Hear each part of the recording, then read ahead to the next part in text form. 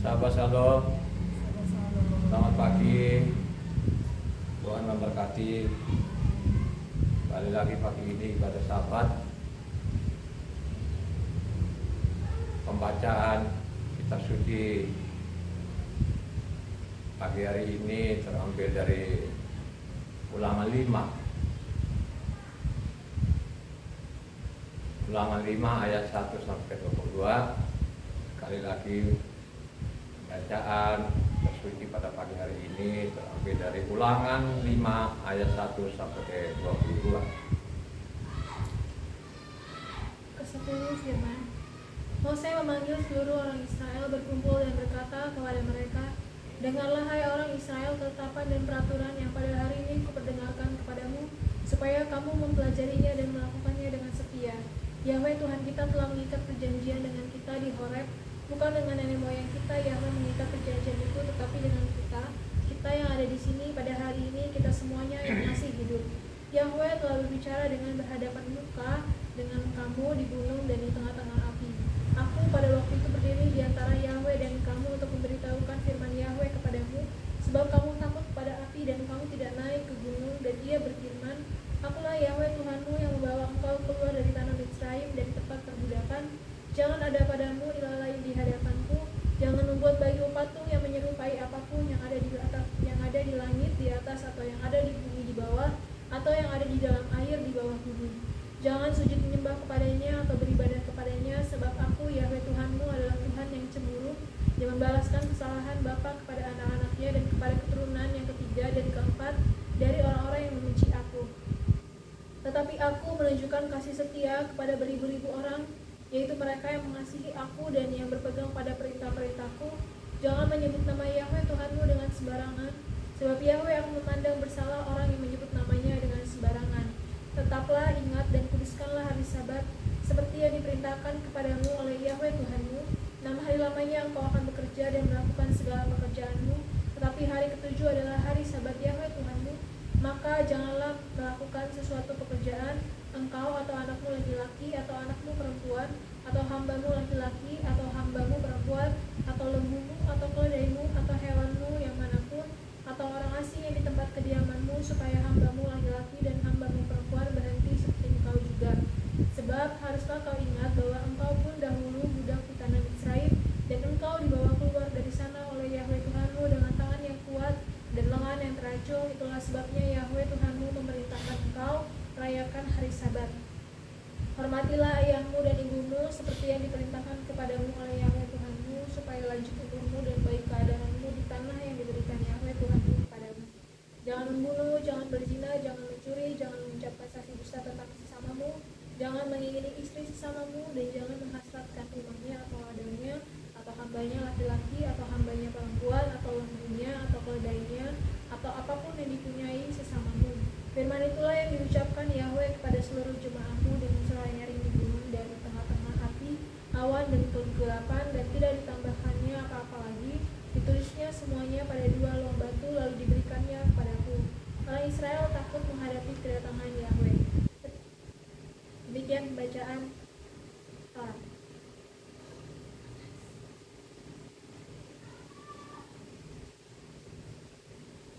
Hari ini ulangan, jadi diulang lagi.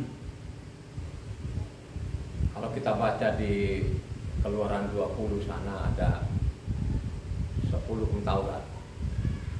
Jadi Mose itu mewanti-wanti kepada namanya bangsa Israel ini supaya memperhatikan namanya hukum-hukum Tuhan ini dan melakukan, mempelajari dan melakukan. Ini perintah Mose kepada orang Israel.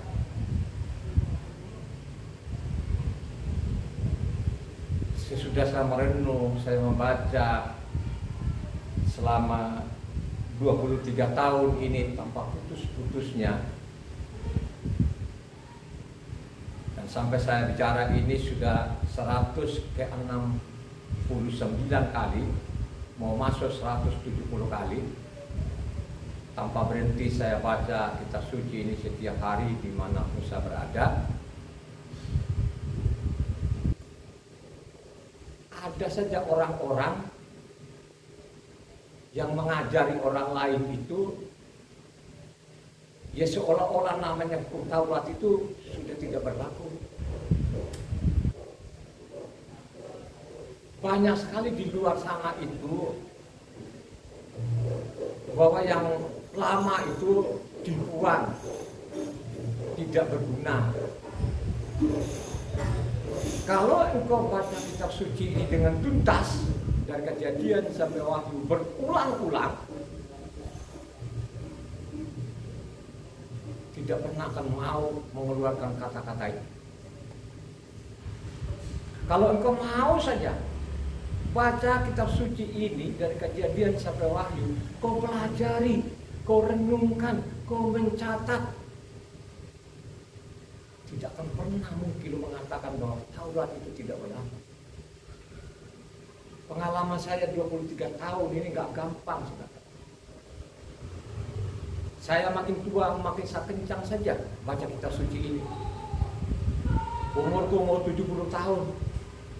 Saya makin menyukai saja isi kitab suci ini. Saya mempelajari setiap hari.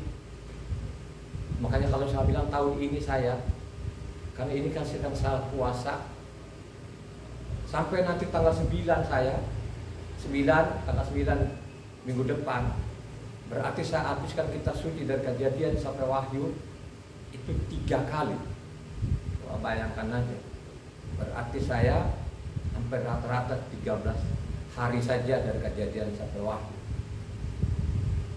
Sehingga benar-benar terang menerang dalam pikiran saya, dalam hati saya, sehingga saya nggak mau akan mengatakan bahwa Taurat itu tidak berlaku.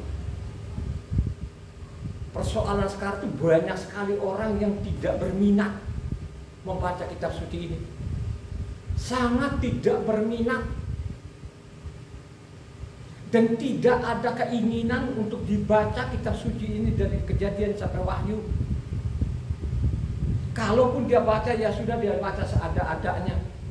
Dia cari sana, cari sini. Coba kan.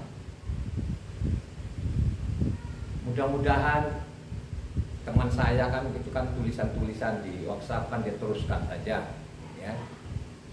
Dia ambil Filipi 3 ayatnya 13b. Perkataan Rasul Saul itu seolah-olah apa yang mudah-mudahan ya itu hanya dia teruskan saja. Jangan sampai dia pengaruhi tulisan-tulisan seperti itu seolah-olah nanti yang lama itu jadi sampah.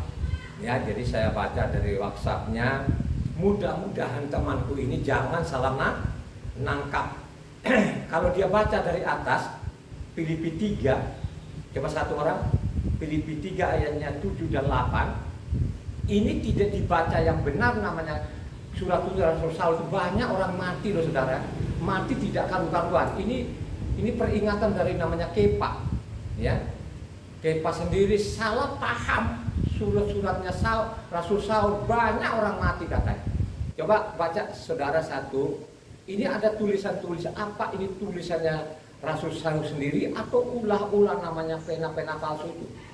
Jadi Filipi 3 ayatnya 7 sampai 8. Tetapi apa yang dahulu merupakan keuntungan bagiku, sekarang kuanggap rugi karena Hamasia. Malahan segala sesuatu kuanggap rugi karena pengenalan akan Hamasia, Yeshua Tuhanku lebih mulia daripada semuanya. Oleh karena dialah aku telah melepaskan semuanya itu dan menganggapnya sampah, supaya aku memperoleh Hamasia. 8. Dan jadi kalau tidak baca tuntas namanya surat-surat Rasul Saul berbahaya loh saudara ya. Nah, apalagi kalau ada tulisannya lagi yang di Ibrani atau Ibrani 8 ayat 13. Ini saudara tidak nyelidiki yang benar di sini. Ini fatal saudara ya. Fatal. Ya. Coba ayat 13. Oleh karena ia berkata-kata tentang perjanjian yang baru, ia menyatakan yang pertama sebagai perjanjian yang telah menjadi tua. Dan apa yang telah menjadi tua dan usang telah dekat kepada pemusnahannya. Kalau saudara ini dari atasnya tadi atas 13 ini saudara tidak teliti dengan baik-baik, saudara akan terjebak.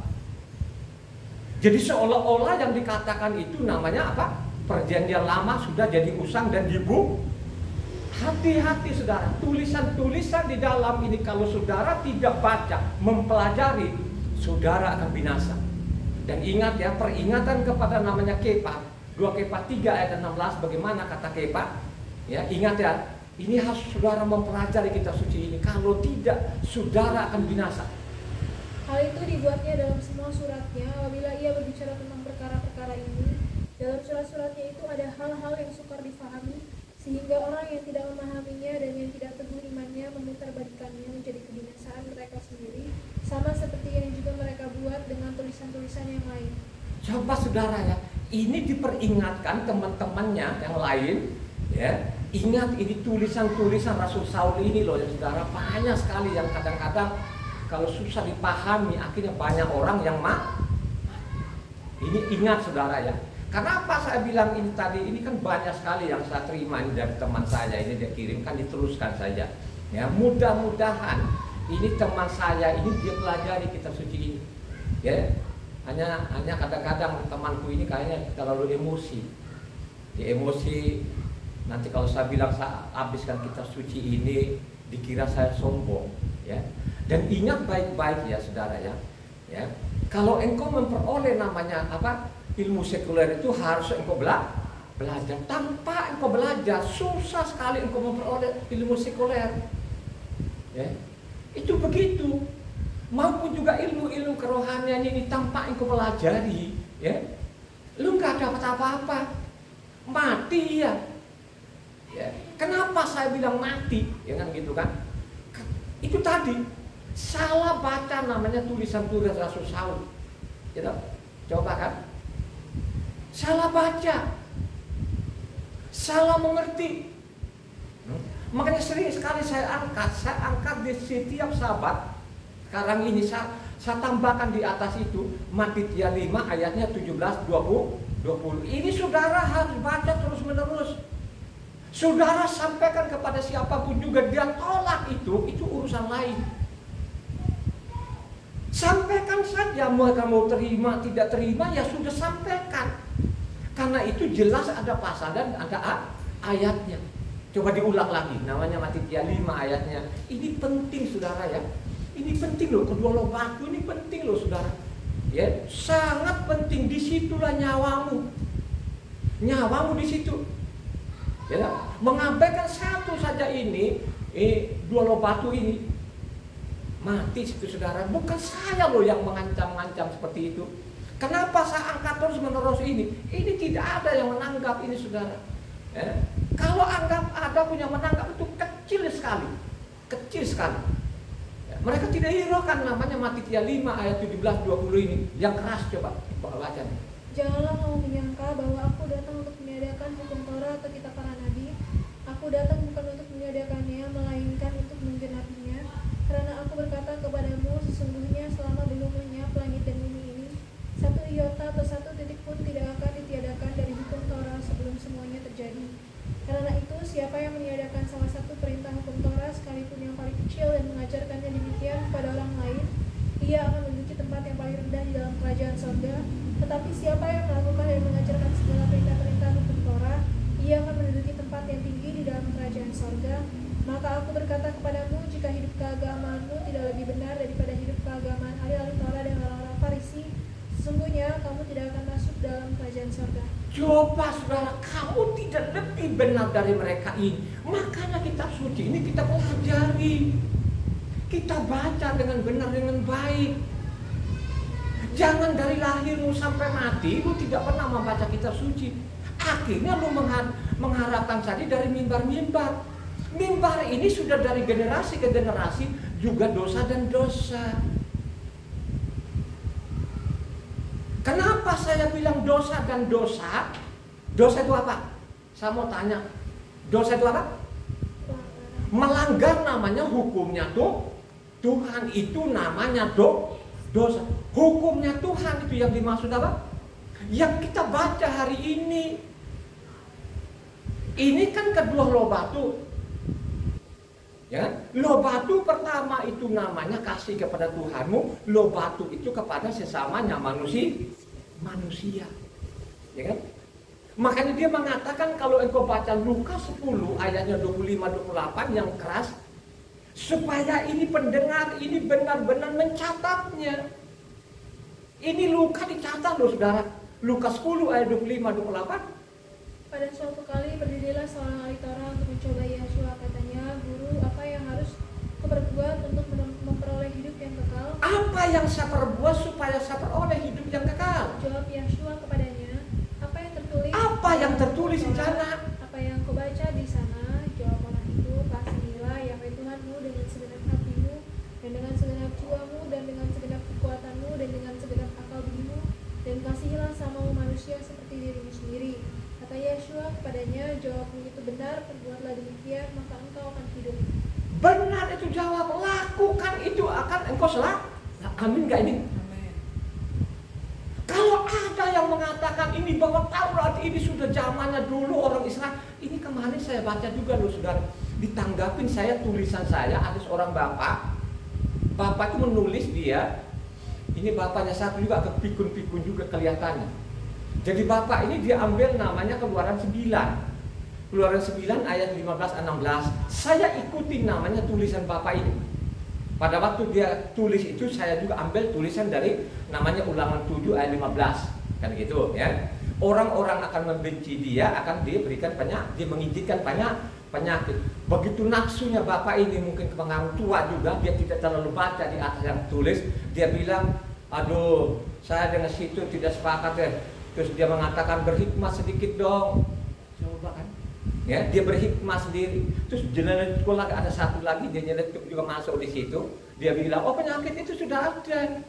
Iya, penyakit itu sudah ada. Ya kan? Tapi kalau engkau percaya kepada Tuhan, engkau mengaku bahwa Yahweh itu adalah pencipta alam semesta dan kau ikuti perintahnya, maka dia hindarkan dari penyakit. Kan begitu tulisannya. Coba banyak orang yang nafsu, tidak lihat lagi yang saya tulis itu, tidak lihat. Jawabnya membabi buta. Coba saudara, gitu? Dia tidak lihat lagi tulisannya. Itulah banyak orang-orang pintar, kepablasan pintar. Banyak orang sekarang orang pintar tapi kepablasan pintarnya. Itu yang terjadi. Ya.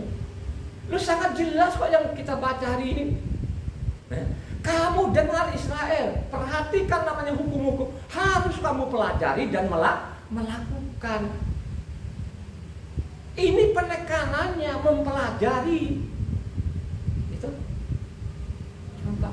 Bukan namanya kitab suci ini lu diamin. Terus lu elus mau jadikan kitab suci ini seperti berhala. Coba saudara. Ya. Hanya lu taruh di situ lu elus. Coba kan, giliran ada apa lu taruh, nanti taruh di dadamu segala macam. Tuhan mengizinkan tidak seperti itu. Justru Tuhan itu merintahkan kita supaya kita merenungkan firman siang dan malam. Itu yang Tuhan mau, supaya kita ini mempelajari. Amin gak? Ya. Itu loh perintah Tuhan. Tapi lucu-lucunya sekian manusia ini sekarang ini seenak-enaknya mereka ngomong saudara, bahwa Taurat itu sudah tidak berlaku, Taurat itu sudah usang.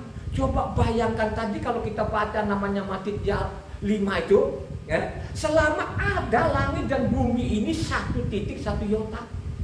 Kira-kira paham nggak jemaat ini? Ya. Tidak ada satu kata pun di dalam bahwa Taurat itu dibuang. Ya. Kebenaran itu dari mana? Halo? Kebenaran itu dari mana? Dari Taurat. Kebenaran itu dari Taurat. Ini sudah ditulis oleh namanya Rasul Saul. Ya. Kalau engkau baca namanya apa? Galatia 3 ayat 1 coba baca. Kebenaran itu berasal namanya itu namanya kata benar. Maka kau abaikan satu titiknya saja pun kau bukan orang benar lagi. Kau orang melawan dosa, pembangkangan. Baca namanya Galatia 3 ayat 21. Kalau demikian, bertentangankah hukum Taurat dengan janji-janji Tuhan? Sekali-kali tidak. Sebab andai kata hukum Taurat diberikan sebagai sesuatu yang dapat menghidupkan, maka memang kebenaran berasal dari hukum Taurat. Memang kebenaran itu dari namanya hukumnya tuh, namanya kitabnya Moses, saudara.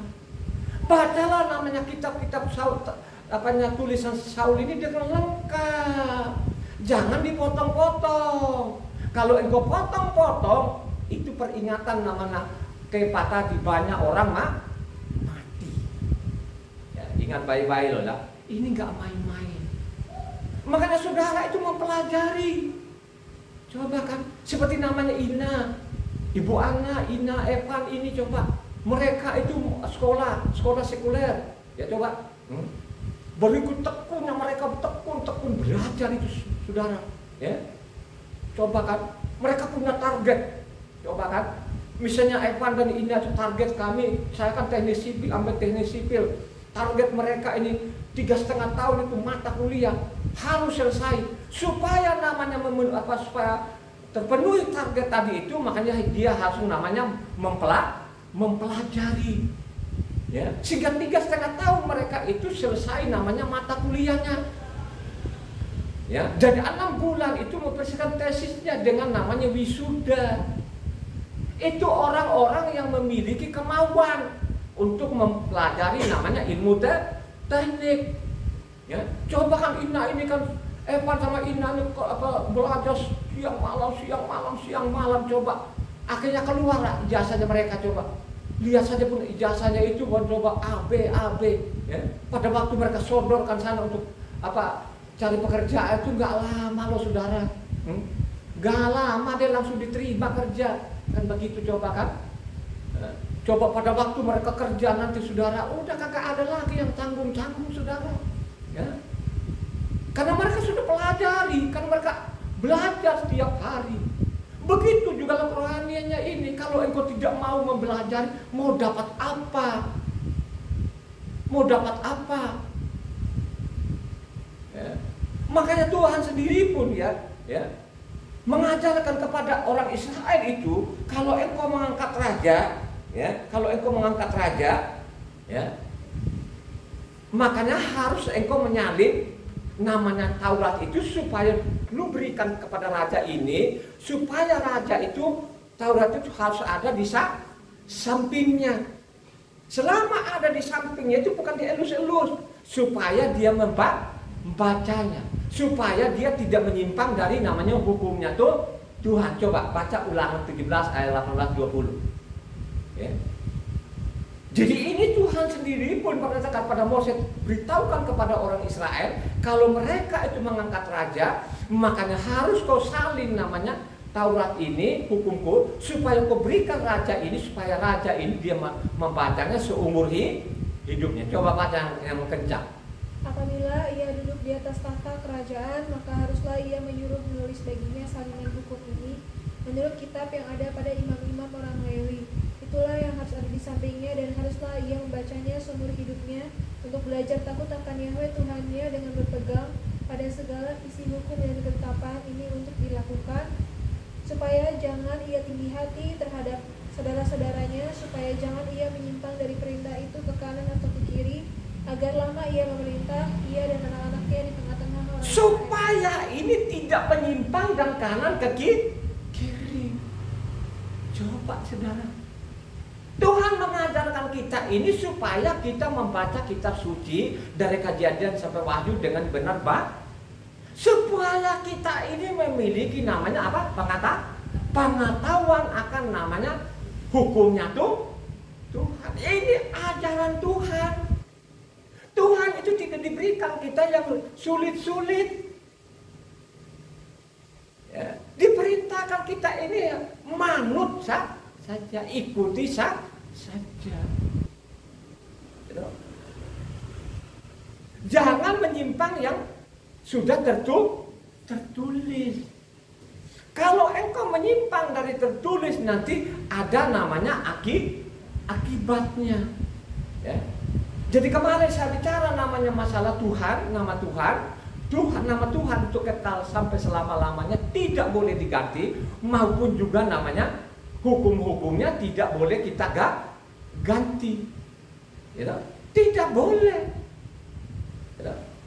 Ini namanya perintah Tuhan. Kalau nanti kau menyimpang namanya yang tertulis di dalamnya, pasti kau mendapat hukumannya. Kalau engkau baca namanya Imamat 26 itu kan 46 ayat, ya kan? Jadi Imamat 26 itu masalah berkat dan kutuk. Diulangi namanya Ulangan 28. Ulangan 28 itu ada 68 ayat. Ya, 68 ayat itu kalau saudara baca, kalau nanti kau tidak lakukan sesuai namanya tertulis, kau pasti dapat namanya akibatnya. Kalau kau baca namanya Ulangan 28, 58 sampai 61, coba yang kencang. Supaya ini yang sering-sering itu yang nyeletuk itu di Facebook segala macam itu, supaya dia belajar ini. Dia belajar betul ini. Coba baca Ulangan 28 ayat 58 sampai 61 yang keras.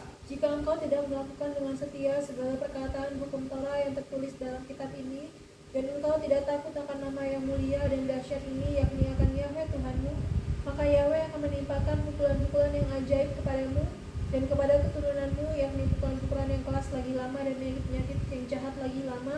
Ia akan mendatangkan pula segala wabah Mitzrayim yang kau takuti itu kepadamu, sehingga semuanya itu melekat kepadamu.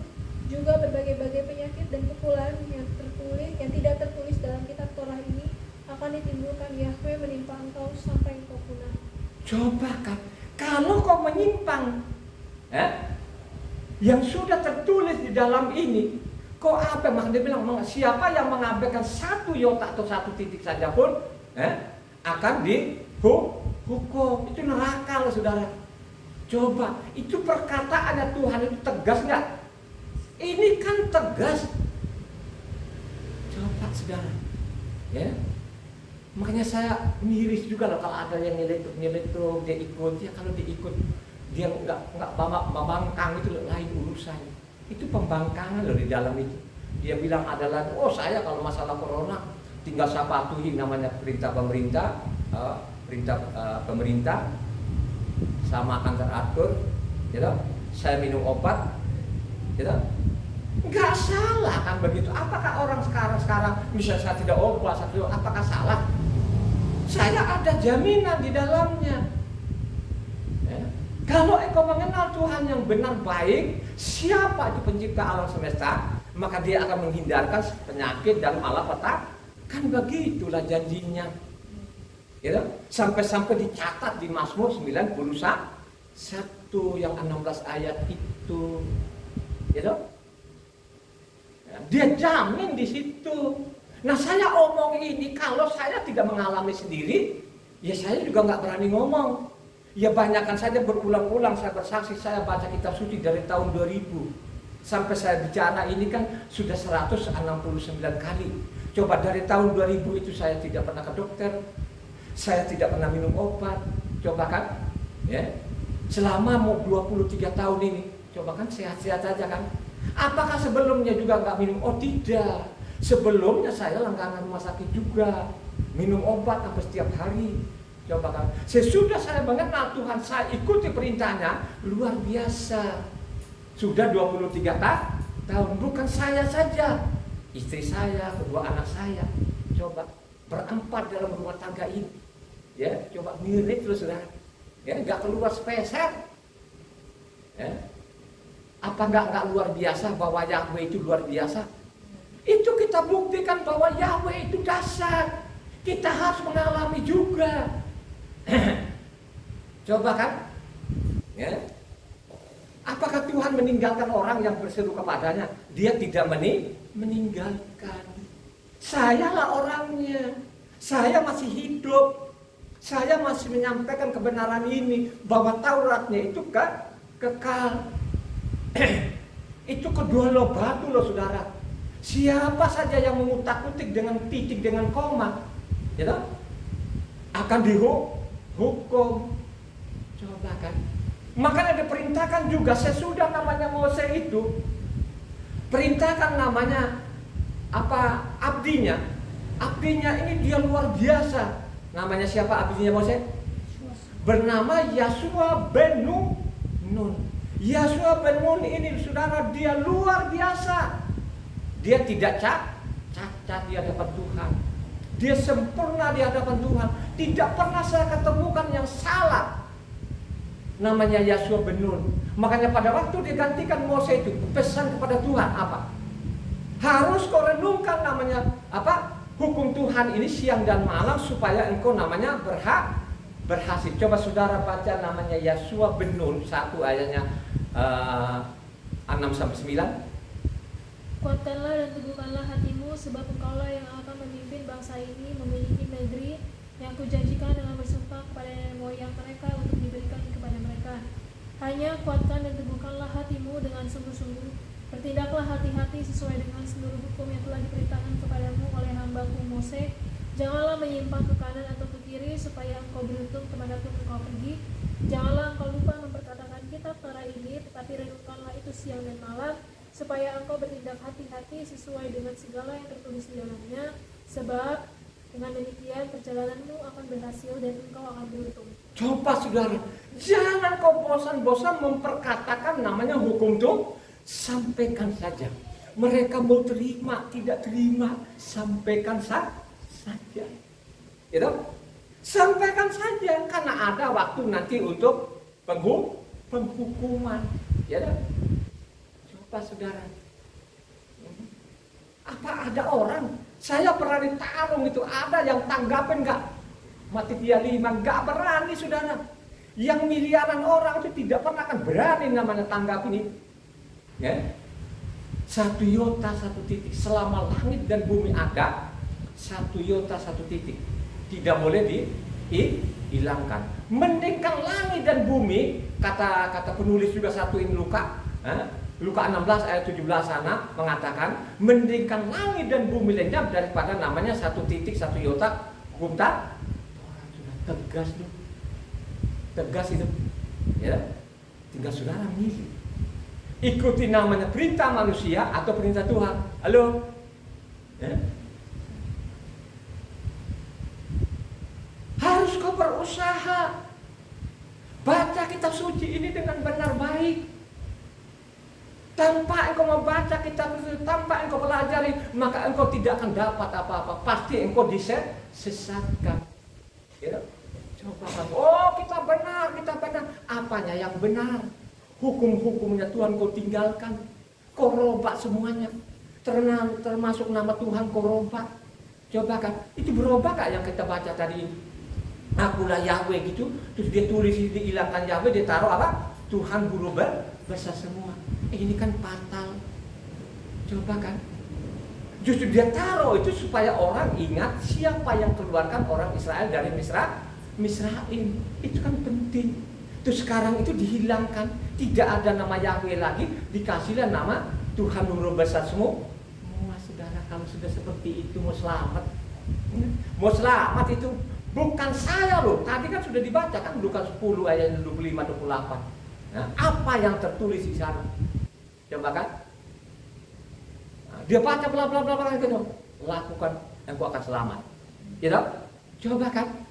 Makanya kalau kau baca lagi namanya Markus 12 di sana ayatnya apanya 29, coba 29, 33 dan 34. Coba yang kencang.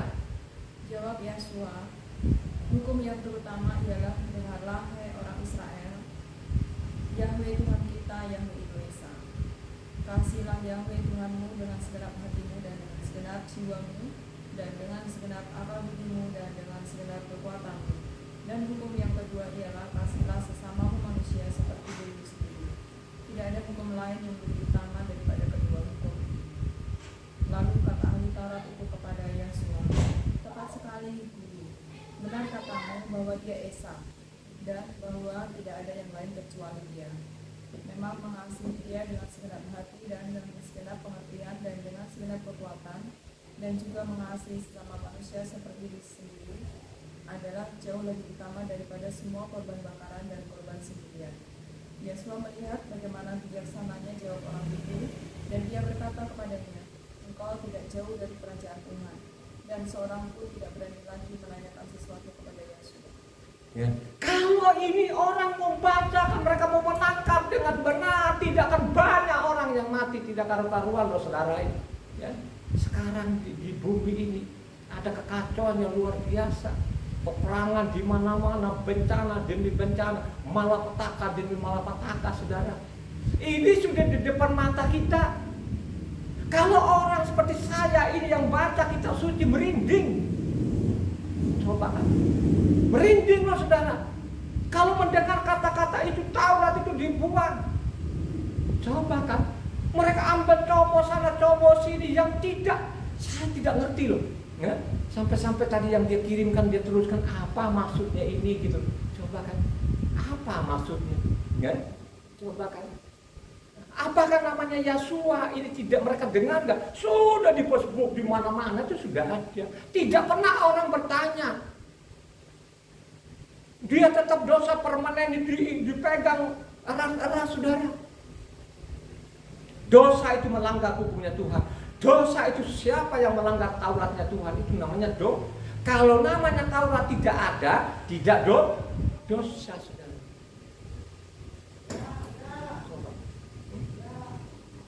Berapa orang yang menghujat nama Tuhan, tidak mau tahu, ya, masa bodoh. Ya. Makanya kalau kita baca di sana kan Yeremia 4:22 sana kan, bodohlah bangsa ini tidak mengenal aku lah. Goblok ini orang-orang ini tidak mengenal aku lagi. Coba kan, coba dianggap namanya goblok. Kok ini orang-orang tidak mengenal aku lagi? Akibat tidak mengenal dia lagi apa? Israel bubar. Apa saudara? Ya. Dia mengatakan tadi nasihat kepada namanya Yasua bin Nun, ya. Harus kau mempelajari, harus kau renungkan siang dan malam, harus ingat baik-baik, harus perkatakan, sampaikan kepada orang Israel ini supaya mereka tetap namanya patuh kepada namanya Taurat. Ya. Terakhir ya, masa Tuhan yang namanya Yasua bin Nun pesan juga kepada Israel supaya mereka patuh hukumnya Tuhan. Kalau engkau baca namanya Yasua 23 ayat 6, kuatkanlah benar-benar hatimu dalam memelihara dan melakukan segala yang tertulis dalam kitab hukum Mose, supaya kamu jangan menyimpang ke kanan atau ke kiri. Ya, supaya kamu tidak menyimpang. Ini masa Tuhannya tuh. Yasua bin Nun pesan kepada Israel supaya tidak menyimpang dari Tauratnya. Halo, ya, dipesan loh saudara, jangan sampai menyimpang. Kalau sampai kamu menyimpang, kalau sampai nanti kamu melangkahi, ya, kamu melangkahi namanya firman Tuhan ini, kamu binasa. Ayat 16. Apabila kamu melangkahi perjanjian yang telah diperintahkan kepadamu oleh Yahweh Tuhanmu dengan pergi beribadah kepada ilah lain dan sujud menyembah kepada mereka, maka murka Yahweh akan bangkit terhadap kamu sehingga kamu segera binasa dari negeri yang baik yang telah diberikannya kepadamu. Ya. Kalau sampai kamu melangkahi namanya perintah Tuhan, pasti kamu binasa. Ini diwanti-wanti loh saudara. Ya. Jadi sebelum namanya Israel babak belur ini kan sudah diwanti-wanti. Tapi berjalanlah waktu, bangsa itu menyimpang. Menyimpangnya di mana? Kau baca namanya Hakim-Hakim yang 21a pasal. Di situlah bagaimana mereka melupakan Tuhannya, melupakan meninggalkan namanya hukum Tuhan. Akhirnya apa? Babak belur. Coba kan, dari namanya terus berjalanlah waktu itu, generasi ke generasi. Coba kan, pada waktu mereka terjepit, mereka teriak kepada Tuhan nolong. Habis itu mereka berbuat dosa lagi. Baru zaman Raja Daud itu raja kebenaran nggak? Dia raja benar. Jadi Daud itu raja benar, ya. Jadi Daud itu saya yakin dan percaya dia dari kecil itu dia belajar namanya hukumnya Tuhan, saudara. Ya. Dia belajar, dia tahu siapa yang dia sembah. Ya. Makanya pada waktu dia lawan Goliat itu apa katanya? Engkau datang dengan aku dengan lembing, dengan tombak, dengan pedang, tapi aku datang dengan namanya Yahweh, saudara. Kalau engkau baca namanya apa? 1 Samuel 17 Ya. Bagaimana dia berhadapan dengan namanya Goliat, saudara. Dia hajar, saudara. Kecil-kecil itu, saudara, aku datang nama-nama Yahweh. Ya, kenapa dia tahu? Karena dia pelajari namanya Taurat Tuhan. Dia mencintai Tauratnya tuh. Kan kebaca loh, saudara, kebaca dia di mana? Bagaimana Daud ini dia mencintai Tauratnya itu? Kalau kau baca namanya Mazmur 19 maupun Mazmur 119, saudara. Coba kan. Dia mencintai betul bahwa Taurat itu segala gak lebih daripada mas tulen, lebih daripada madu, saudara. Ini namanya Daud. Makanya Daud ini raja kebenaran. Ya.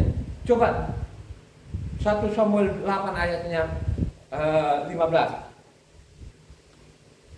2 Samuel 8 ayat 15. Demikianlah Daud telah memerintah atas seluruh Israel dan menegakkan keadilan dan kebenaran bagi seluruh bangsanya. Dialah yang menegakkan namanya kebenaran itu. Apa sih kebenaran itu? Dia menegakkan kebenaran. Halo? Torah. Makanya kalau kita pelajari namanya riwayat Daud ini, dia benar-benar dia kembalikan seperti namanya apa? Semula itu. Nah, dia mengatur orang-orang, imam-imamnya diatur sedemikian rupa sehingga mereka betul-betul kembali kepada Taurat. Ya. Itu namanya Raja Daud. Ya. Sehingga terakhir sekali pemerintahannya sendiri pun wanti-wanti juga kepada anaknya. Anaknya siapa yang diwanti-wanti? Salomo, saudara. Diwanti-wanti Salomo itu supaya tidak menyimpang dari hukumnya Tuhan, saudara. Supaya tetap namanya mempelajari namanya hukum-hukumnya Tuhan. Kalau engkau baca sana 1 Raja-Raja 2 ayatnya 1-4. Coba yang kencang. Ini pesan Daud kepada anaknya. Ketika saat kematian Daud mendekat, ia berpesan kepada Salomo anaknya, "Aku ini akan menempuh jalan yang sana, maka kuatkanlah hatimu dan berlakulah seperti laki-laki. Lakukanlah kewajibanmu dengan setia terhadap Yahweh Tuhanmu, dengan hidup menurut jalan yang ditunjukkannya, dan dengan tetap mengikuti segala ketetapan, perintah, peraturan, dan ketentuannya. Seperti yang tertulis dalam hukum Moses, supaya engkau beruntung dalam segala yang kau lakukan, dan dalam segala yang kau tuju, dan supaya Yahweh menepati janji yang diucapkannya tentang aku, yakni jika anak-anakmu laki-laki tetap hidup di hadapanku dengan setia dan dengan segenap hati dan dengan segenap jiwa, maka keturunanmu takkan terputus dari tahta kerajaan Israel." Coba kan, diwanti-wanti pesan kepada anaknya supaya benar-benar pelihara namanya hukum Tuhan. Tauratnya Mose ini saudara, hukumnya Tuhan. Ya. Ini diwanti-wanti kepada anaknya sehingga anaknya sendiri pun juga pada awalnya dia luar biasa nggak Salomo? Makanya kata ada Amsal itu apa artinya? Halo? Ya. Jadi perumpamanya, misalnya itu arti daripada apa? Amsal. Makanya kalau kau baca Amsal, Salomo itu mengajari orang supaya mereka memiliki hikmat. Hikmat itu apa? Pengetahuan akan hukumnya Tuhan.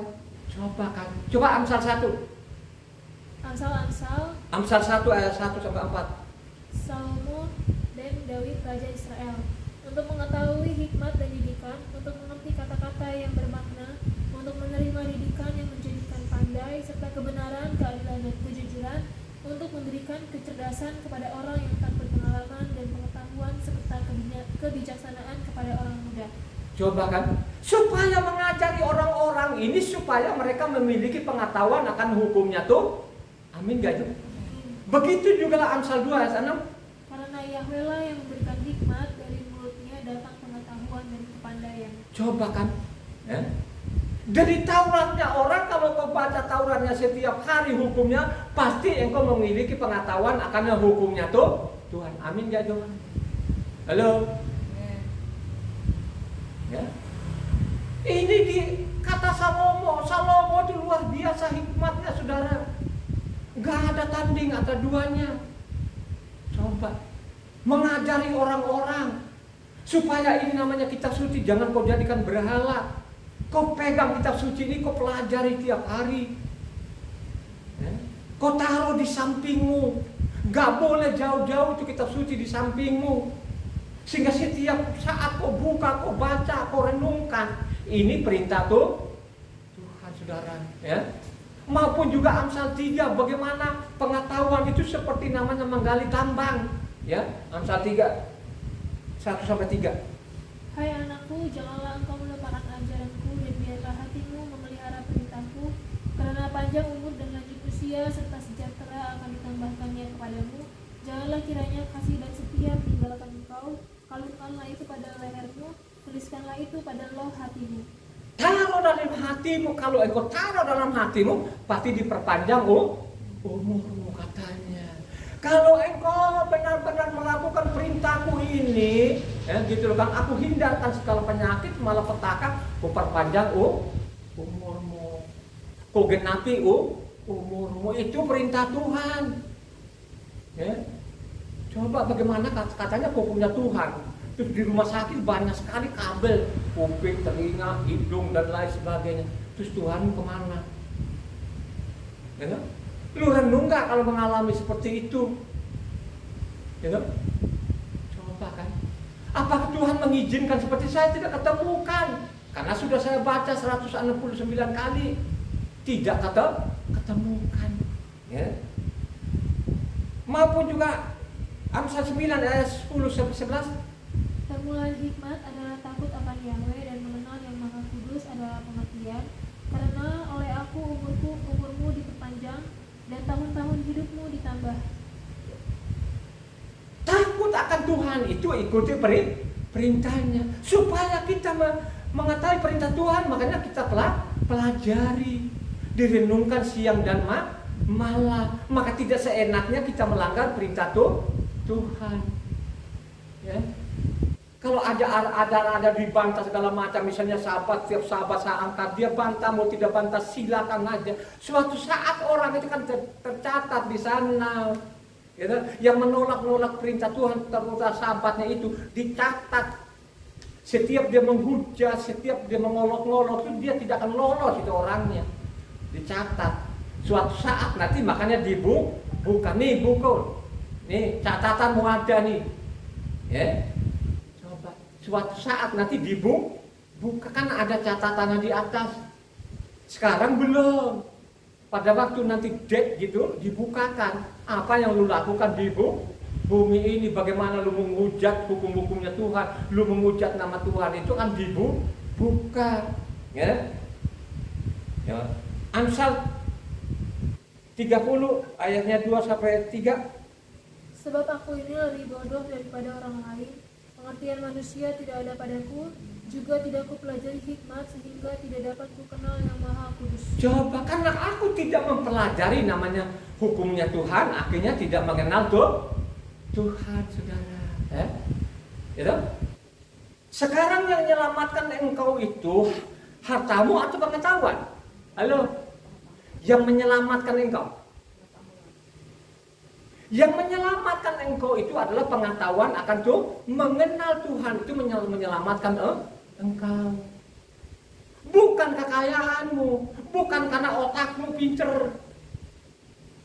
Kalau kau pintar itu tidak menyimpang, tidak salah. Tapi kalau kau pintar, katanya merasa pintar, kau menyelewengkan namanya hukum Tuhan, lu mati. Ya, Yeremia 33 ayatnya 6. Yang kencang. Sesungguhnya aku akan mendatangkan kepada mereka kesehatan dan kesembuhan, dan aku akan menyembuhkan mereka dan akan menyingkapkan kepada mereka. Yeremia 33 ayat 6. Sesungguhnya aku akan mendatangkan kepada mereka kesehatan dan kesembuhan, dan aku akan menyembuhkan mereka dan akan menyingkapkan kepada mereka kesejahteraan dan keamanan yang berlimpah-limpah. Itu tulisan siapa ya? Apa? Kitab apa? Yeremia 33 Bunyinya jawab.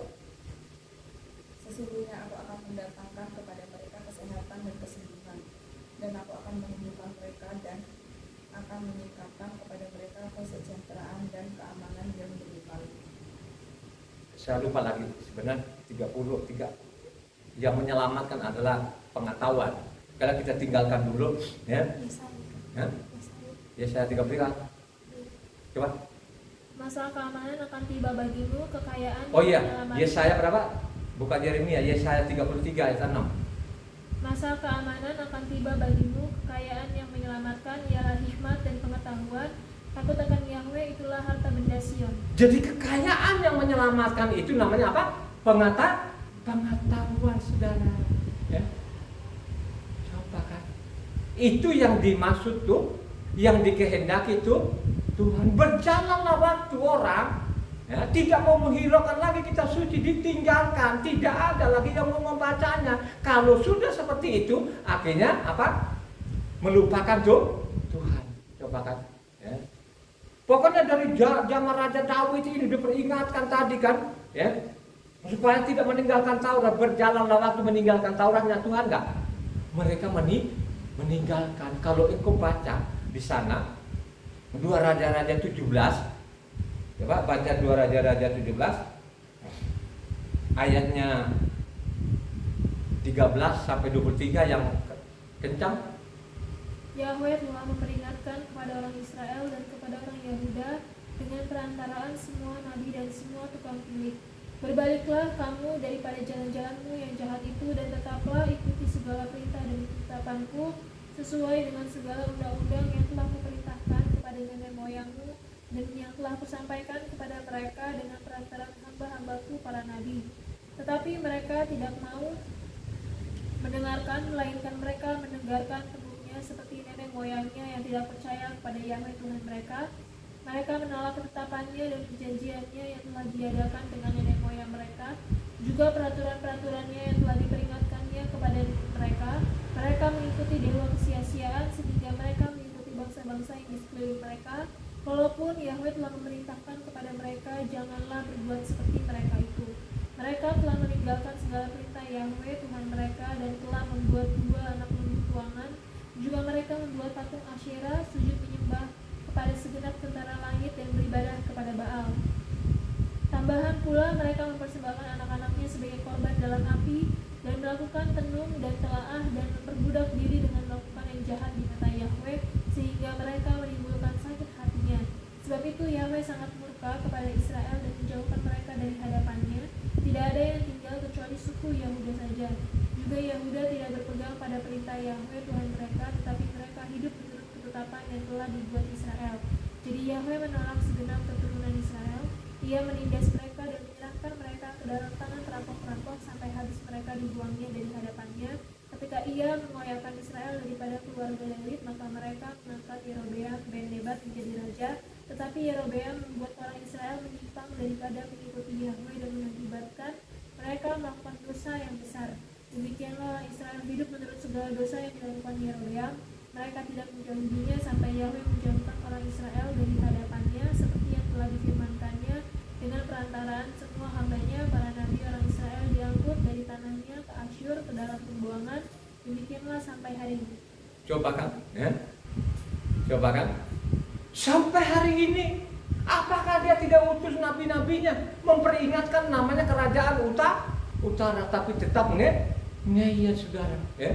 Makanya dia bilang tadi itu apanya ayat 34, sampai saat ini pun mereka tetap namanya membangkang. Coba kan, ya. Sampai saat ini mereka membangkang. Coba. Bagi mereka ini kan bagaimana sih mereka mencampur adukan. Coba. Tidak sesuai lagi namanya Taurat. Baca selanjutnya di bawahnya ayat 36 sampai 39. Tetapi Yahweh yang menuntun kamu dari tanah Mitzrayim dengan kekuatan yang besar dan dengan tangan yang teracun, kepadanya lah kamu harus berbakti, kepadanya lah kamu harus sujud menyembah dan mempersembahkan korban. Tetapi kamu harus berpegang kepada ketetapan-ketetapan, peraturan-peraturan, hukum dan perintah yang telah ditulisnya bagimu dengan melakukan senantiasa dengan setia, dan janganlah kamu berbakti kepada ilah-ilah lain. Janganlah kamu melupakan perjanjian yang telah kuadakan dengan kamu, dan janganlah kamu berbakti kepada ilah lain, melainkan kepada Yahweh Tuhanmu kamu harus berbakti, maka ia akan melepaskan kamu dari tangan semua musuhmu. Tapi tetap saja mereka ngeyel saudara. Ini kepala batu namanya utara. Ya, coba kan. Makanya saya kalau kita baca kitab suci ini harus tuntas. Kalau kau baca raja-raja itu bila perlu namanya raja 1, raja 2, supaya engkau mengetahui apa yang dilakukan bangsa ini. Bagaimana mereka hidup dari generasi ke generasi itu dosa dan dosa. Makanya kalau engkau baca namanya 2 Raja-Raja 18 1 sampai 6, siapa yang kembalikan namanya hukumnya Tuhan? Dia adalah namanya Hizkia. Coba baca. Jadi Hizkia ini kan dia berusaha juga mau kembalikan betul-betul hukumnya Tuhan. Ini raja benar, ya. Coba 1 sampai 6. Maka dalam tahun ketiga zaman Hosea bin Ela, raja Israel, Hizkia anak Ahaz, raja Yehuda menjadi raja. Ia berumur 25 tahun pada waktu ia menjadi raja, dan 29 tahun lamanya ia memerintah di Yerusalem. Nama ibunya ialah Abi anak Zekaria. Ia melakukan apa yang benar di mata Yahweh, tepat seperti yang dilakukan Daud bapa leluhurnya. Dialah yang menjauhkan bukit-bukit pengorbanan, dan yang meruntuhkan tugu-tugu berhala, dan yang menebang tiang-tiang berhala, dan yang menghancurkan ular tembaga yang dibuat Mose. Sebab sampai pada masa itu orang Israel memang masih membakar korban bagi ular itu yang namanya disebut Nebustan. Ia percaya kepada Yahweh Tuhan Israel, dan di antara semua raja-raja Yehuda, baik yang sesudah dia maupun yang sebelumnya, tidak ada lagi yang sama seperti dia. Ia berpaut kepada Yahweh, tidak menyimpang daripada mengikuti dia, dan ia berpegang pada perintah-perintah Yahweh yang telah diperintahkannya kepada Mose. Jadi dialah yang kembalikan lagi namanya hukumnya Tuhan. Berjalanlah waktu lagi, apa?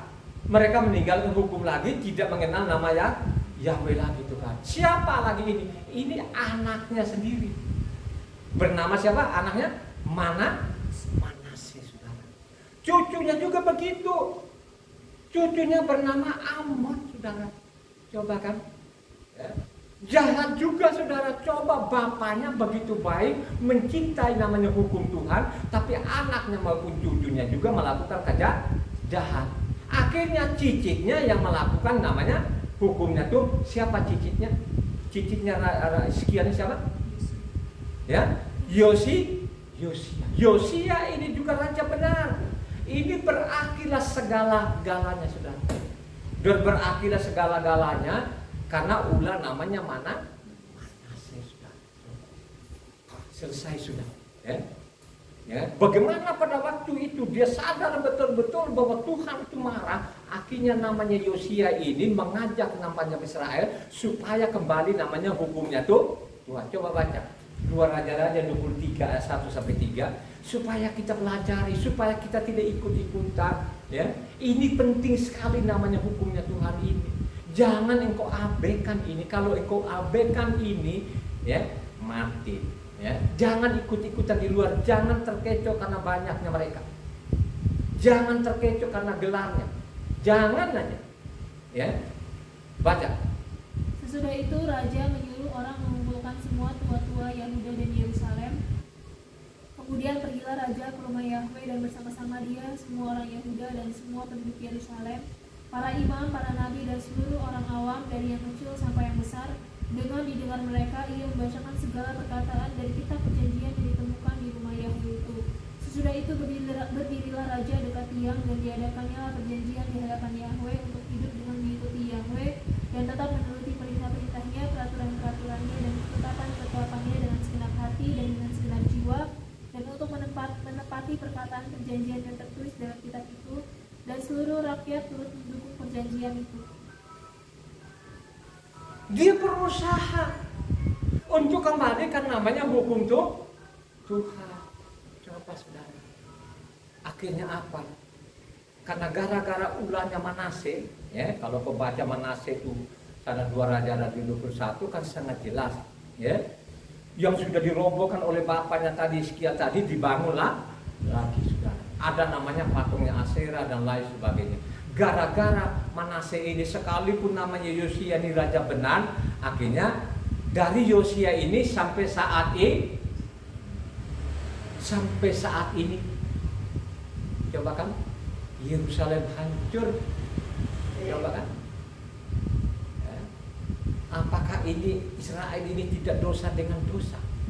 Apakah engkau mau ikut-ikut orang Israel atau mau ikuti namanya isi kitab suci?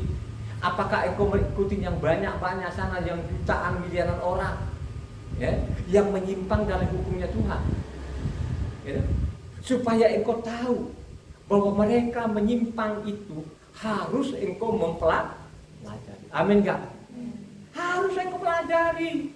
Kalau tidak ini saudara, ini sekarang ini melalui pembacaan kitab suci saya selama 23 tahun ini sudah tergenapi semua, ya. Coba kan kalau engkau baca namanya Yeremia di sana kan bagaimana orang mati bergelimpangan, ya, tidak bisa dia ada bencana dari ujung langit ke ujung bumi ke ujung bumi, ditulis loh saudara, gitu. Bagaimana hukumannya Tuhan sekarang sudah dimulai, kapan ini namanya puncaknya kita tidak tahu, tapi harus engkau berusaha untuk mempelajari kitab suci, amin enggak? Ya? Harus itu mutlak, bukan relatif. Baca kitab suci itu bukan namanya relatif, itu mutlak bagi orang-orang yang yang bisa baca. Ingat saudara ya, banyak sekarang ini sudah dinubuatkan kepada orang Israel. Orang Israel itu mereka baca tapi ada dihalangi. Kok sepertinya termatrai saudara. Ya, kalau kebaca namanya, ini saya mau beritahukan ya. Makanya orang asing, kalau orang asing ini sekarang matamu masih dibuka, masih mampu kau baca, marilah kau baca. Mari benar kau baca. Mari kau pelajari. Kalau engkau tidak pelajari, ini pasti suatu saat kau mati. Kalau engkau baca namanya Yesaya 29, coba Yesaya 29. Bagaimana ini orang Israel ini? Ya. Ayat 9 sampai 18 yang kencang. Tercengang-cenganglah penuh keheranan, biarlah matamu tertutup, buta semata-mata. Jadilah mabuk tetapi bukan karena anggur, jadilah pusing tetapi bukan karena arak. Sebab Yahweh telah membuat kamu tidur nyenyak, matamu yakni para nabi telah dipejamkannya, dan mukamu yang itu para pelihat telah ditudunginya. Maka bagimu penglihatan dari semuanya itu seperti isi sebuah kitab yang termeterai. Apabila itu diberikan kepada orang yang tahu membaca dengan mengatakan baiklah baca ini, maka ia akan menjawab, aku tidak dapat sebab kitab itu termeterai. Dan apabila kitab itu diberikan kepada seorang yang tidak dapat membaca dengan mengatakan baiklah baca ini, maka ia akan menjawab, aku tidak dapat membaca. Dan Tuhan telah berfirman, oleh karena bangsa ini datang mendekat dan mulutnya dan memuliakan aku dengan bibirnya, padahal hatinya menjauh daripadaku dan ibadahnya kepadaku hanyalah perintah manusia yang dihafalkan, maka sebab itu sesungguhnya aku akan melakukan pula hal-hal yang ajaib kepada bangsa ini, keajaiban yang menakjubkan. Hikmat orang-orangnya yang berhikmat akan hilang, dan kearifan orang-orangnya yang arif akan bersembunyi. Kalau ini orang Israel ini, kalau orang Israel tadi dibutakan mata, suatu saat nanti dibuka, karena suatu saat nanti dibukakan matanya nggak mereka? Halo, janjinya Tuhan. Nanti akan dibukakan mata rohaninya, maka mereka akan kembali ke hukum Tuhan, maka berseru kepada nama Yahweh itu. Kalau engkau baca namanya Yeremia 31, itu ada namanya perjanjian baru. Ya. Jadi beda loh saudara, perjanjian baru Tuhan bukan yang dikata-katakan sekarang ini ada perjanjian baru. Gitu? Makanya baca lengkap namanya Yeremia 31 maupun 32. Engkau akan tahu suatu saat matanya mereka tadi ini yang ditidurin tadi, suatu saat nanti dibukakan mata rohaninya, mereka kembali kepada hukumnya Tuhan, berseru kepada nama Yahweh, makanya selesai. Ini nih, lu catat loh, ya. Makanya kan kalau kita baca lagi nanti di sana Matitia 15 ayatnya 79, ya. Ini untuk orang Israel lah, saudara ya, orang Israel coba, ya. Hai orang-orang munafik, benarlah nubuat Yesaya tentang kamu. Bangsa ini memuliakan aku dengan bibirnya, padahal hatinya jauh daripadaku. Percuma mereka beribadah kepadaku, sedangkan ajaran yang mereka ajarkan ialah perintah manusia. Jadi perintah-perintah manusia pada waktu dia mengatakan dulu itu perintah manusia yang dimaksudkan, karena mereka sudah pegang namanya Talmud. Mereka tinggalkan namanya Tauratnya. Ya. Apakah ini dia kata ini terus ditinggalkan? Dia tidak tinggal. Suatu saat nanti dibukakan mata rohaninya, yang kita baca Yeremia tadi, Yeremia 33 ya, 31 sampai 32, maupun juga namanya Yeskiel. Yeskiel itu kita baca lengkap dari 36 sampai 48. Bagaimana nanti dia kembali lagi kepada namanya bangsa pilihannya. Ini untuk orang Israel. Tidak demikian namanya orang asing. Orang asing sekarang ini mereka kepala batu, mereka bilangnya benar, tapi tidak benar. Bagi saya, bagi saudara yang baca kitab suci, pasti mereka itu bohong. Ketahuan mereka itu benar atau tidak benarnya. Kalau engkau baca kitab suci, amin enggak? Ya? Pasti mereka pasti engkau tahu ini mereka benar atau tidak benar. Coba saudara, ya? Kalau orang asing tidak demikian. Baca namanya Yesaya 30 ayatnya 28. Yang kencang loh saudara. Ini untuk orang asing. Ini orang asing. Tadi kan orang Israel tadi 29-nya, tapi 30-nya untuk orang asing. 28. Hembusan nafasnya seperti sungai yang menghanyutkan, yang airnya sampai ke leher. Ia datang untuk mengayak bangsa-bangsa dengan ayak kebinasaan dan untuk memasang suatu kekang yang menyesatkan di mulut suku-suku bangsa. Jadi tetap benar-benar kalaulah kekang ini supaya tetap mereka sesat. Mereka bilang kami orang benar. Mereka tidak tahu itu orang-orang berdosa yang melanggar hukumnya Tuhan. Tidak baca namanya Matitia 5. Kalau mereka baca Matitia 5, tidak mungkin mereka tinggalkan sahabatnya, tidak mungkin merubah namanya Pesaknya, tidak mungkin mereka mengganti nama Tuhan. Termasuk nama-nama orang itu mereka ganti. Ya, makanya berulang-ulang kali masa sih namanya Yakob ini kenapa di sana Eropa sana yang kitabnya King James ditulisin namanya James. Ini kan jahat sekali. Mereka tidak pernah merasa berdosa saudara. Nama Yakob kan Yakob ini kan dia orang Israel. Masa lu orang udah mati terus lu cantumin di kitab suci di sana bernama James? Siapa yang suruh? Lu bisa bayangkan aja namanya orang kan Kanan. Kenapa lu tulis di situ Yohanes orang sudah mati? Itu dosa bukan? Lu agak kencang suaramu. Kalau kecil berarti lu masih ragu-ragu. Mengganti nama orang kira-kira dosa enggak? Salah enggak? Kalau dia masih hidup masih mendingan, udah mati. Coba. Ini kejahatan manusia karena malas baca kitab suci saudara. Ingat baik-baik ya. Ini juga tidak ujuk-ujuk tadi ini. Tidak ujuk-ujuk tadi namanya Yesaya 39, tapi sudah di Mazmur juga ditulis. Mazmur 147 ayatnya 19-20 yang keras. Ini untuk orang asing loh saudara. Kagak ada lagi orang asing nanti seperti tadi dibukakan nanti mata rohaninya. Ya, dia berdamai dengan Tuhan. Gak ada itu, gak ada. Yang dia berdamai itu hanya namanya bangsa pilihannya. Ya, ia memberitakan firman-Nya kepada Yakub, ketetapan-ketetapannya dan hukum-hukumnya kepada Israel. Ia tidak berbuat demikian kepada segala bangsa dan hukum-hukumnya tidak mereka kenal. Oh, bangsa-bangsa itu tidak mengenal namanya hukumnya tuh Tuhan. Karena sudah dibuatkan sana oleh Daniel. Daniel itu sudah tulis bahwa bangsa-bangsa itu mereka merubah hukum dan waktu saudara. Jadi sudah dinubuatkan Daniel 7 sana ayatnya 25 yang kencang. Ini sudah dinubuatkan loh zaman Daniel. Ya. Ia akan mengucapkan perkataan yang menentang yang maha tinggi dan akan menganiaya orang-orang kudus milik yang maha tinggi. Ia berusaha untuk mengubah waktu dan hukum dan mereka akan diserahkan ke dalam tangannya selama 1 masa dan 2 masa dan setengah masa. Jadi memang juga pun namanya Daniel ini kan sudah dinubuatkan juga bahwa memang namanya bangsa-bangsa nanti akan mereka berubah hukum saudara. Benar nggak mereka rubah hukum sekarang? Mereka rubah hukum tuh.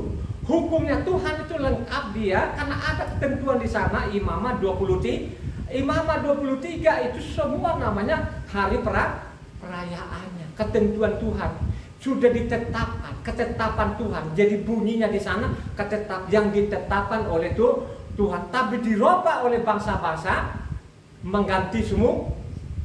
Termasuk nama Tuhan, nama orang, ibadah, hari raya, mereka ganti sudah.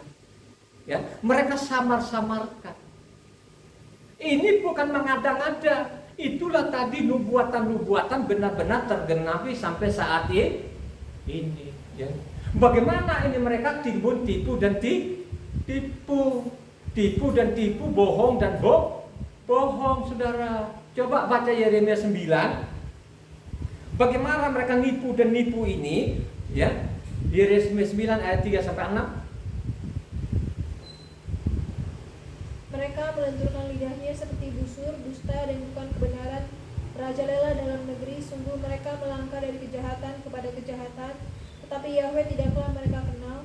Baiklah setiap orang berjaga-jaga terhadap temannya, dan janganlah percaya kepada saudara manapun, sebab setiap saudara adalah penipu ulung, dan setiap teman berjalan kian kemari sebagai pemfitnah, yang seorang menipu yang lain, dan tidak seorang pun berkata benar. Mereka sudah membiasakan lidahnya untuk berkata dusta. Mereka melakukan kesalahan dan malas untuk bertobat. Penindasan ditimbuni penindasan, tipu ditimbuni tipu. Mereka enggan mengenal Yahweh. Coba mereka enggan namanya. Sekarang mereka suka nggak mengenal nama Yahweh? Itu yang miliaran mereka suka nggak mengenal nama Yahweh? Tidak, Lu sampaikan aja. Mereka mau terima tidak terima itu Pak. Tapi Tuhan itu menyukai pengenalan akan Dia suka akan namanya memahami hukum-hukum Tuhan. Lanjutnya di bawah ayat 23-24 yang 9 tadi, Yeremia 9 23-24. Beginilah firman Yahweh, janganlah orang bijaksana bermegah karena kebijaksanaannya, janganlah orang kuat bermegah karena kekuatannya, janganlah orang kaya bermegah karena kekayaannya, tetapi siapa yang mau bermegah, baiklah bermegah karena yang berikut, bahwa ia memahami dan mengenal aku, bahwa akulah Yahweh yang menunjukkan kasih setia, keadilan dan kebenaran di bumi. Sungguh semuanya itu kusukai. Demikianlah firman Yahweh. Sungguh aku sukai mengenal akan aku. Mengikuti hukum-hukumku itu aku senang. Bukan namanya tipu dan mentipu, tapi mereka dimimpan itu tidak merasa penipu, saudara. Saya ini yang baca kitab suci, ini penipu. Makanya saya tidak akan mau, saudara. Kalau orang ini mencatat saja ini besok dia tidak akan masuk rumah ibadahnya itu, nggak akan pernah mau. Ya? Makanya saya berulang-ulang, marilah engkau tiru apa yang dilakukan namanya perempuan di Sidon. Perempuan Sidon itu ada temannya nggak? Tidak ada temannya. Dia bertahan dalam kebenarannya. Dia tahu bahwa Yahweh Tuhan yang hidup. Ya, dia tidak pengaruh dengan bangsanya yang tidak mengenal Tuhan. Mungkin mereka menghujat, dia tidak peduli. Tetap saja dia berpegang kebenaran apa yang terjadi. Pada waktu ada kelaparan itu, luar biasa. Coba ada dua kelompok perempuan. Kelompok yang satu ini hanya dengan anaknya, bernama siapa namanya? Perempuan Sidon. Mengapa kelaparan? Kelaparan itu zamannya Ahab. Ya, jadi Raja Ahab ini ada kelaparannya yang luar biasa. Coba kan, luar biasa ada kelaparan. Ya, coba kan, berlanjut lagi kelaparan ini zamannya Yahram atau Yoram. Ya, anak daripada namanya Ahab. Apa yang terjadi kelompok di sana? Perempuan-perempuan yang makan anaknya. Halo, kelompok yang makan anaknya orang Sidon atau orang Israel? Orang Israel itu sampai makan anaknya. Kalau kau baca namanya 2 Raja-Raja 6 di sana, ayatnya 24 atau 25 sana itu, bagaimana mereka mensembelih anaknya, mereka makan anaknya sendiri. Apakah ini masalah kelaparan sudah diperingatkan enggak, diwanti-wanti enggak? Kalau engkau baca namanya di Ulangan 28 maupun juga Imamat 26. Ya. Kalau kamu melanggar nanti perintahku, penyakit, kelaparan, perang. Kan diulang-ulang, tapi tetap saja mereka melakukan kejahatan, saudara. Gitu? Dia tetap namanya pegang nama Yahweh yang hidup. Ini perempuan Sidon loh, saudara. Kalau baca namanya 1 Raja-Raja 17. Ini perempuan Sidon. Gitu? Bukan bangsa Israel. Beda namanya 2 Raja-Raja 6. Itu kan namanya perempuan-perempuan Israel. Sembelih anaknya, lapor kepada Raja Yoram. Yoram sendiri pun juga jahat kepada Tuhan. Akhirnya apa? Tai merpati katanya berapa lah uang. saya benar-benar bangsa ini. Ini yang kita ikut-ikut sekarang ini. Kalau ikut kitab sucinya, mari kau rendahkan hatimu, ikut kitab suci. Ingat baik-baik kata Yeremia 10 ayat 25 ini. Yang kencang. Tumpahkanlah kepanasan amarahmu ke atas bangsa-bangsa yang tidak mengenal engkau, ke atas kaum-kaum keluarga yang tidak menyerukan namamu, sebab mereka telah memakan Yakub dan menghabisinya, dan membuat tempat Tumpahkan amarahmu kepada bangsa-bangsa yang tidak berseru kepada nama. Amarahmu kepada bangsa-bangsa. Sekarang amarahnya kepada bangsa-bangsa enggak? Bukan nama Israel termasuk namanya amarahnya kepada bangsa-bangsa. Kenapa seperti itu? Karena mereka melanggarnya hukumnya Tuhan. Kalau kebaca namanya Yesaya 24 di sana, ayatnya 5 sampai 6, bagaimana Tuhan itu marah kepada bangsa-bangsa ini, dia tumpahkan amarahnya. Sekarang saya mengatakan penghukuman Tuhan sudah mulai. Akhirnya apa? Zamannya Nehemia. Nehemia itu surat terakhir. Ya. Jadi saya lihat itu bukan Maliaki tapi namanya Nehemia. Ini surat terakhir, saudara. Bagaimana Nehemia itu mengibah kepada Tuhan. Dia mengakui kesalahan nenek moyangnya. Sampai zaman Nehemia itu dia mengakui bagaimana bangsa ini berdosa kepada Tuhan. Coba dia Nehemia 1 ayatnya 6-7. Berilah telingamu dan bukalah matamu dan dengarkanlah doa hambamu yang sekarang kau panjatkan kehadiratku siang dan malam bagi orang Israel.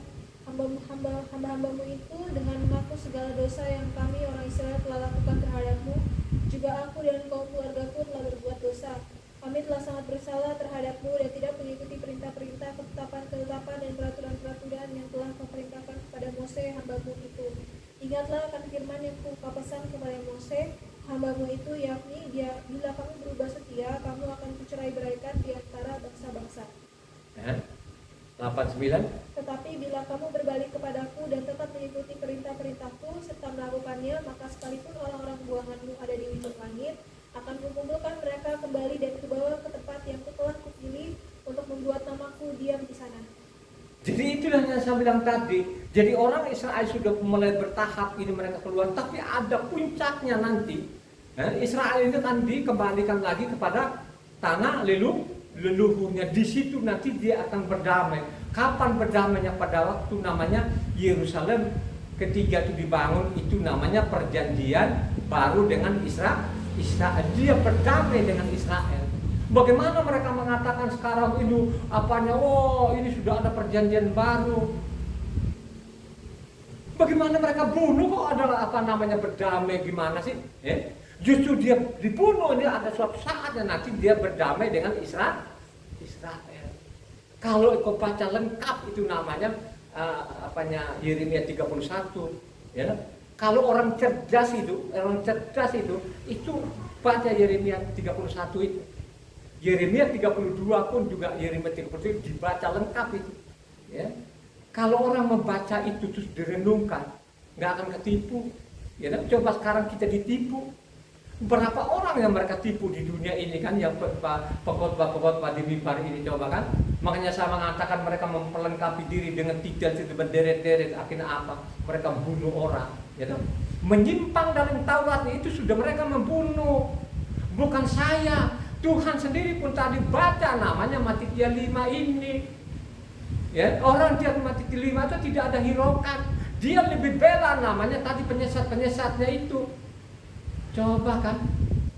Dia lebih bela, tidak pernah merenungkan tadi Matitia 5 itu ayat 17 20. Tidak lebih benar dari mereka ini, kamu tidak masuk. Coba kan. Siapa saja yang meniadakan satu titik itu akan tahu akibatnya, ya. Tapi kalau kita pelajari, kita pasti mencintai namanya hukumnya tuh Tuhan. Amin enggak? Ya. Kalau engkau pelajari dengan benar, dengan baik, ya. Misalnya Evan dan Ina ini mereka dari kecil itu sudah didoktrin, suruh belajar namanya kitab suci. Saya ajari mereka ini, satu umur 5 tahun, satu 4 tahun. Ya. Apa dampaknya? Dampaknya luar biasa.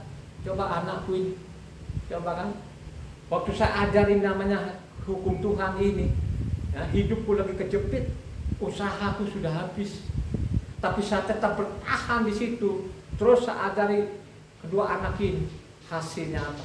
Luar biasa, ya. Luar biasa ilmu sekuler mereka dapatkan. Coba pekerjaan mereka dapatkan yang bagus-bagus lagi pekerjaannya. Coba, apalagi sekarang aku melalang buana lagi cari uang sana kemari. Anakku saja pun untuk makan saja pun sehari-hari lebih dari cukup, gak kurang, ya. Makanya sisa hidupku sekarang ini sudah masa tuaku, tetap tiap hari saya baca kitab suci. Supaya apa? Supaya tidak kehilangan jejak, ya. Supaya kita ini tidak kehilangan jejaknya Tuhan. Hanya mampu kita ini hanya mengikuti jejaknya Tuhan. Apa yang dikatakan itu kita manut. Amin gak? Amin.